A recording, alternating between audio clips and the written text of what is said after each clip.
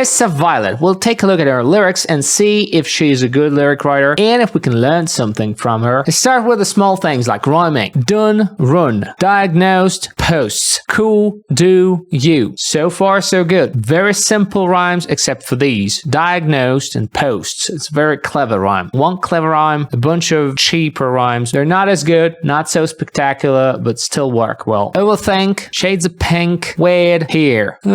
Think and pink are very simple. Weird and here are.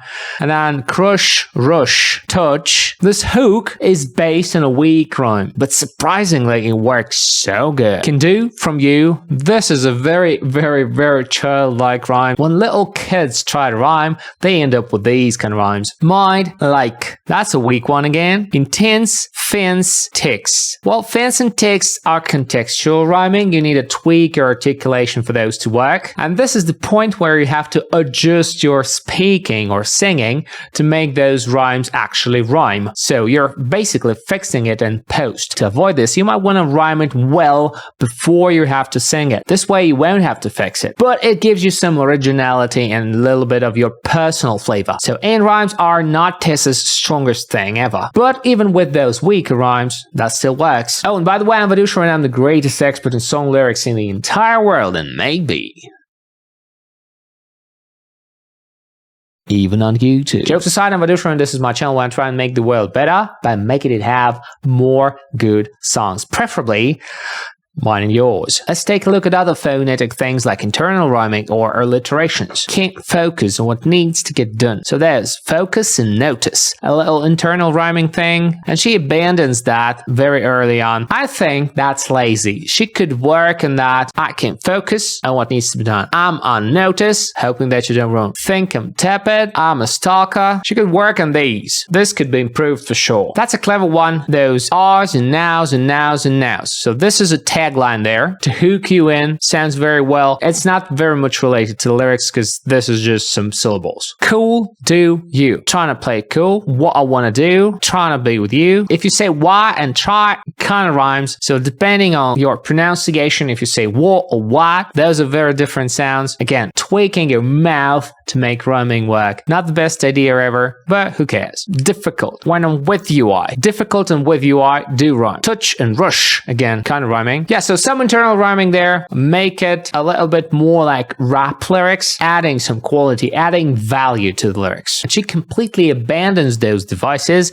in the last verse, which is weird because that's not all that difficult to do. Given the length of the lines she uses, that's very easy to squeeze something in to make things even better. And then there's this bridge or whatever it is. Yeah, it's true that I'm a little bit intense, right? But can you blame me when you keep me on the fence like? She likes those little endings added to the rhyming part of it, making it seem like a longer passage of the line rhymes. Just repeating this like, so intense like, fence like, ticks like, it could be any word there. And it makes a longer piece rhyme, making the lyrics sound more expensive. That's something we can learn from Tessa. This line's pretty long and it has no internal rhyming along the way. This sounds like this could be, yes, it's true, but can you blame? And I've been waiting. Blame and wait are sort of in the region of rhyming, but true, this could be improved for sure. And yes, it's lame and I'm a little bit intense. She could use a rhyme there, make it a little bit more sparkly. You know what would be nice? If we got the channel subscribers rate up to 8,000 at least.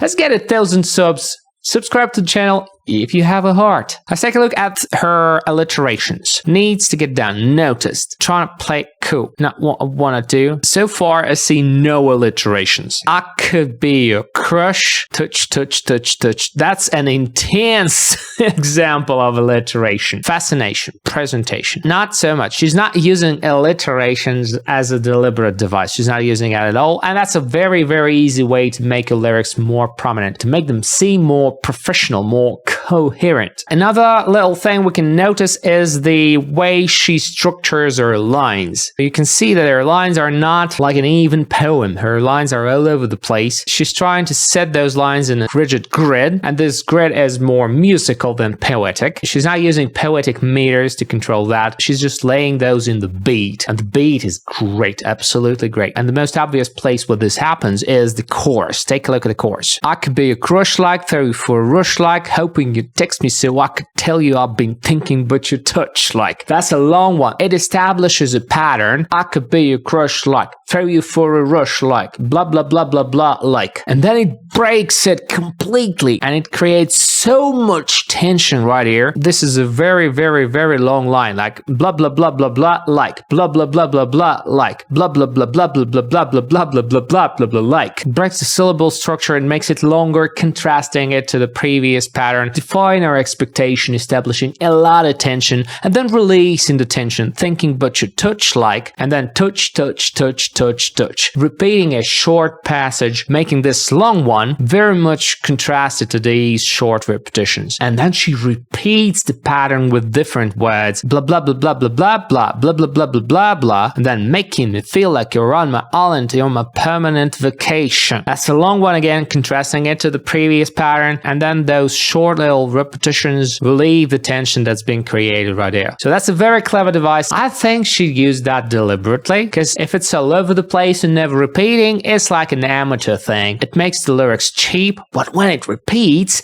and it delivers on point, then it kind of seems like it's a professional tool she uses to make you feel a certain way, to create tension and then relieve tension. So functionally, this is a very clever device. Again, something we can learn there. Shorter patterns, very rigid, very straightforward, very repeating syllabically, and then breaking it with a long-ass line only to return to those shorter patterns in an unexpected place. Let's take a look at some expressive devices like metaphors and epithets. I'm a stalker. She's not literally a stalker, but she's stalking them on the internet. Turn all shades of pink. That's probably a reference to all shades of grey. That's a good metaphor right there. You're my permanent vacation. That's another good metaphor right there, but not too many of them. Otherwise, it's very straightforward, very common words, nothing too pretentious, not too expressive, just listing things that the person feels when they're in love. Another improvement opportunity there, because this one seems a very good punchline, and if she just did this little thing like this, that could be an improvement for sure, because you place your punchline in strong positions, and strong positions are anza lines,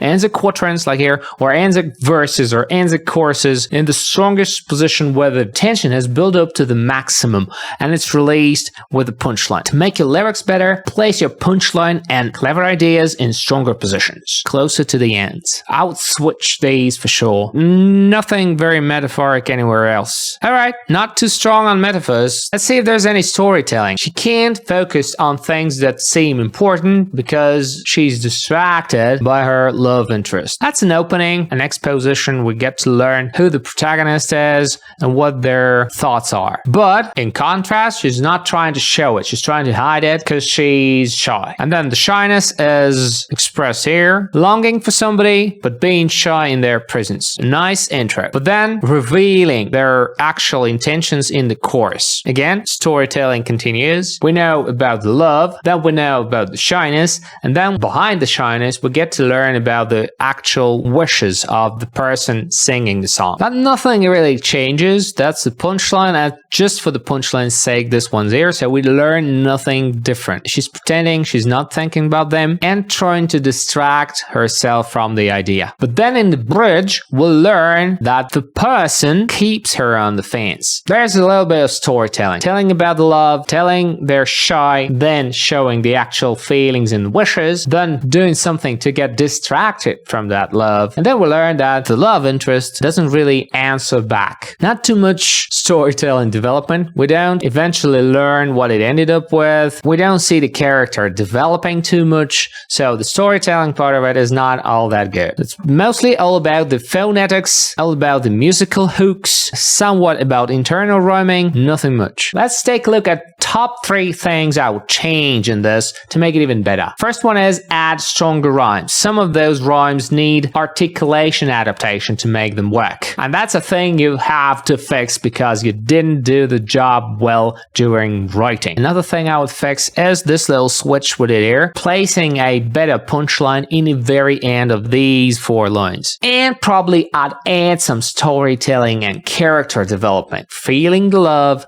and then getting the response, or feeling the love but then growing over it. Some development, some step forward. forward. Maybe an open ending, but still some development is something that wouldn't hurt the song. Thank you for watching the video till the very end and not skipping any bit of it. It lets YouTube know the video is interesting and YouTube starts promoting it, and most importantly, it makes me happy. If you liked the video, please subscribe to the channel and make sure to like the video if you have a heart. I hope you learned something from Tessa's lyrics and you can implement that in your own lyrics, because you're awesome.